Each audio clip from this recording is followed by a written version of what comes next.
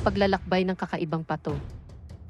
Sa isang tahimik na lawa, isang kakaibang itlog ang biglang nahulog mula sa langit.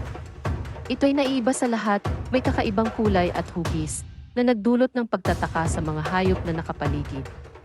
Lahat ay naghihintay sa mangyayari. Isang araw, sa ilalim ng mainit na sikat ng araw, ang itlog ay unti-unting nabiyak. Dahan-dahan, lumabas ang isang munting pato, na agad napansin ang init ng araw sa kanyang balat. Ito ang kanyang unang pakiramdam sa labas ng itlog. Sa kanyang unang pagtingin sa paligid, napansin agad ng munting pato ang kanyang kakaibang anyo.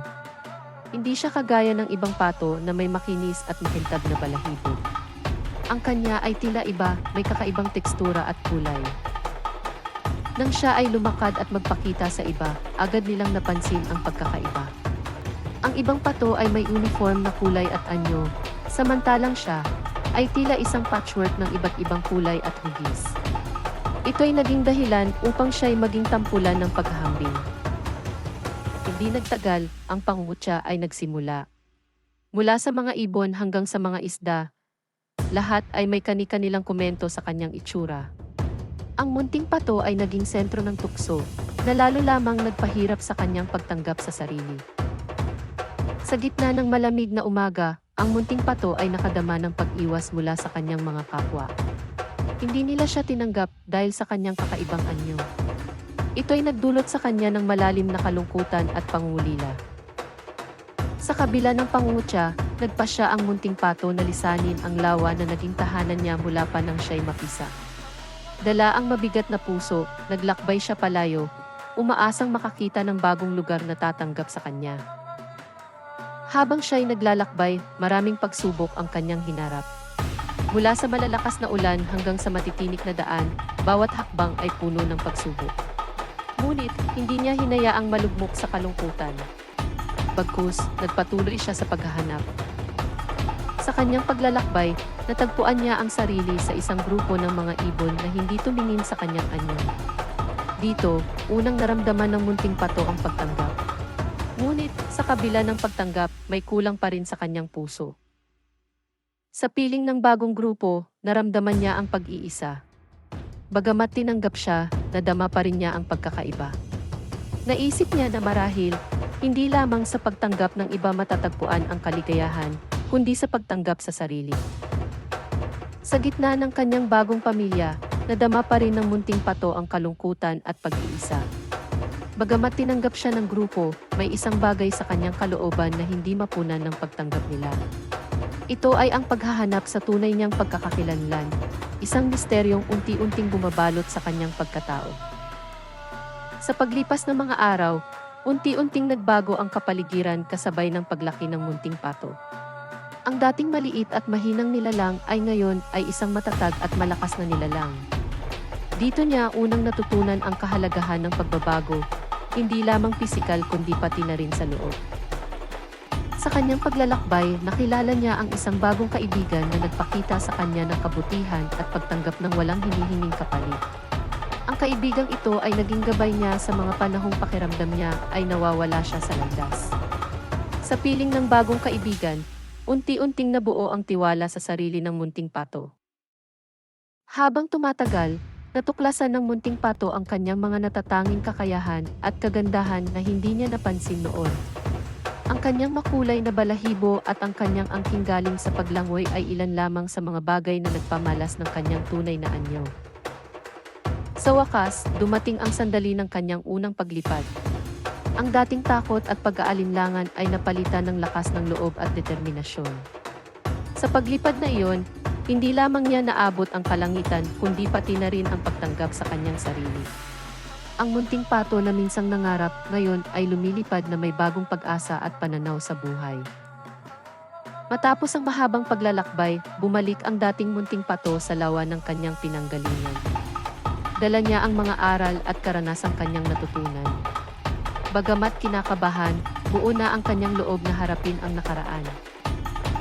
Sa kanyang pagbabalik, hindi agad siya nakilala ng mga hayop na dati nangutya sa kanya.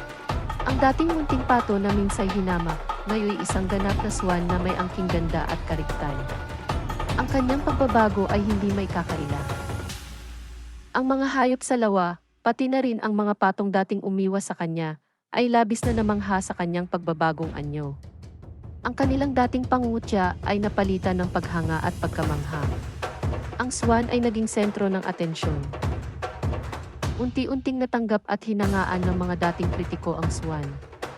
Ang kanilang paghanga ay hindi lamang dahil sa kanyang pisikal na kagandahan, kundi pati na rin sa katatagan ng loob na ipinakita niya sa kabila ng mga pagsubok.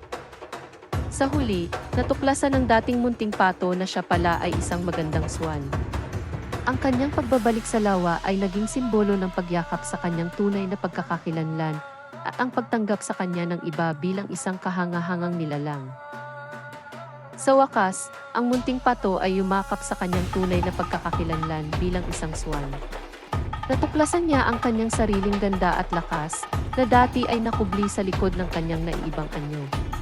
Ang pagtanggap sa sarili ay nagdulot sa kanya ng walang kapantay na kaligayahan at kumpiyansa. Bilang isang kahangahangang swan, nagsimula siyang mamuhay ng bago at masaganang buhay sa lawa na dating umayaw sa kanya. Ipinamalas niya ang kanyang kagandahan at kakayahan na minsan ay hindi nakita ng iba.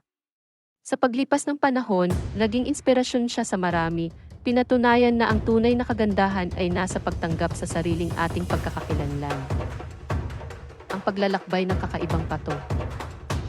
Sa pagsikat ng araw, ang kalmadong lawa ay naistorbo ng isang di inaasahang pangyayari, ang pagkahulog ng isang itlog.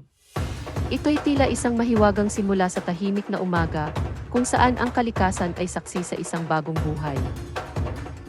Mula sa nabiyak na itlog, isang munting pato ang dahan-dahang lumitaw na sinasalubong ng unang liwanag ng araw. Sa ilalim ng mapagkalingang init, ang munting pato ay unang huminga, isang himala ng buhay na dahan-dahang nagpapakita sa harap ng lawa. Ang munting pato, sa kanyang unang pagtingin sa paligid, ay agad napansin ang kanyang hindi pangkaraniwang itsura. Sa gitna ng mga karaniwang pato, ang kanyang anyo ay tila naiiba, isang pagkakaiba na nagtulak sa kanya sa isang landas ng pagtuklas at pagtataka. Sa kanyang pagnanais na makihalubilo at makilala ang iba, ang munting pato ay nagtangkang lumapit sa kanyang mga kapwa nilalang. Ito ang kanyang unang hakbang sa pag-alam ng kanyang lugar sa mundo, isang pagsubok na puno ng pag-asa at kaba. Ngunit, sa kanyang paglapit, ang munting pato ay sinalubong ng malungkot na pagtanggi. Ang ibang mga hayop na nabulag sa kanyang hindi pangkaraniwang itsura ay hindi nagbigay ng pagkakataon na makilala siya. Isang mapait na karanasan na nagtulak sa kanya sa isang mahalagang paglalakbay. Sa pagtuklas ng munting pato sa kanyang pagkakaiba, nadama niya ang bigat ng pagiging naiiba. Hindi niya maunawaan kung bakit siya iba sa iba, ngunit nagsimula siyang magtanong kung ano nga ba ang kahulugan ng kanyang pagkakakilanlan. Habang hinahanap ng munting pato ang kanyang lugar sa mundo, dama niya ang pangungulila sa tuwing tinitingnan siya ng iba ng may pagtataka at pag-aalinlangan. Sa bawat pagtatangka niyang makihalubilo, mas lalo lang siyang nakadarama ng pag-iisa. Ang mahirap na desisyong iwanan ang lawa ay sumalamin sa kanyang determinasyon na hanapin ang kanyang tunay na pagkakakilanlan. Kahit na puno ng takot at pag-aalinlangan, isinapuso niya ang kagustuhang matuklasan ang mundo sa kabila ng kanyang kinagisnang tahanan. Sa kanyang paglalakbay, natuklasan ng munting pato ang iba't ibang lugar at hayop na nagbigay sa kanya ng mga bagong perspektibo. Sa bawat pagkakataon, hinamon niya ang kanyang sarili na makisalamuha, matuto at makibahagi sa mga bagong karanasan. Ang mga pagsubok na hinaharap ng munting pato sa kanyang paglalakbay ay nagpatibay sa kanya.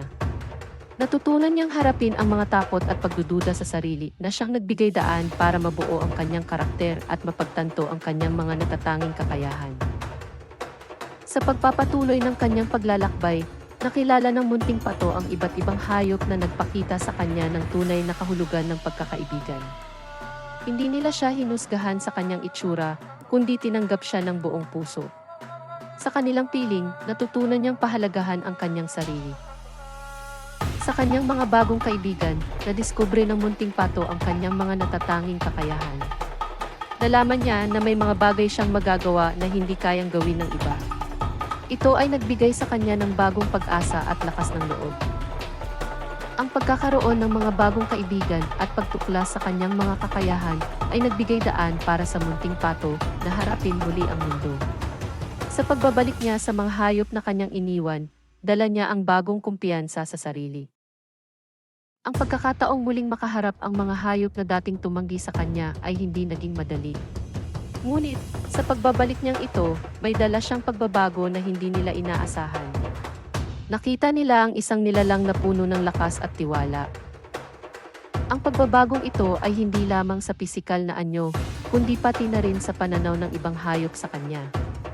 Mula sa pagiging isang nilalang na kanilang tinanggihan, naging simbolo siya ng pag-asa at lakas. Ang munting pato ay naging inspirasyon sa kanilang lahat. Sa pagtanggap ng munting pato sa kanyang sariling pagkakaiba, isang bagong kabanata ang nabuksan sa kanyang buhay. Unti-unti niyang natutunan na ang kanyang natatanging itsura ay hindi hadlang, kundi isang regalo na nagbibigay sa kanya ng natatanging lugar sa mundo. Naging simbolo siya ng pag-asa at lakas para sa ibang hayop na mayroon ding pakiramdam ng pagkakaiba. Ang kanyang kwento ay nagbigay inspirasyon na ang tunay na kagandahan at lakas ay nagmumula sa loob at ang pagtanggap sa sarili ay susi sa tunay na kaligayahan. Sa wakas, natagpuan ng munting pato ang lugar kung saan siya ay tunay na kabilang. Hindi ito isang pisikal na lugar, kundi isang estado ng pagiging kung saan ang pagmamahal at pagtanggap ay umiiral. Dito, ang kanyang pagkakaiba ay itinuturing na yaman, hindi lamang sa kanyang mga mata kundi pati na rin sa mga nakapaligid sa kanya. Ang pagbabalik ng munting pato sa lawa bilang isang bagong nilalang ay sinalubong ng paggalang at paghanga mula sa ibang hayop. Nakita nila hindi lamang ang pisikal na pagbabago kundi ang malalim na pagbabago sa kanyang kalooban at diwa. Sa huli, ang munting pato ay naging inspirasyon sa iba pang mga hayop. Ang kanyang paglalakbay mula sa pagiging kakaiba tungo sa pagtanggap at kaligayahan ay nagturo sa lahat na ang tunay na kagandahan at halaga ay nasa pagiging totoo sa sarili. Sa kanyang pagbabalik, ang munting pato ay naging isang simbolo ng inspirasyon sa kanyang mga kapwa hayop. Nanatili ang kanyang kwento bilang paalala na ang pagkakaiba-iba ay hindi dapat maging hadlang sa pagkamit ng pagtanggap at kaligayahan. Ang paglalakbay ng munting pato mula sa pagiging kakaiba tungo sa pagtanggap at kaligayahan ay nagsilbing isang makabuluhang aral sa lahat. Ipinakita niya na sa pagtanggap sa sariling pagkakaiba, maaaring makamit ang tunay na kaligayahan at pagmamahal sa sarili.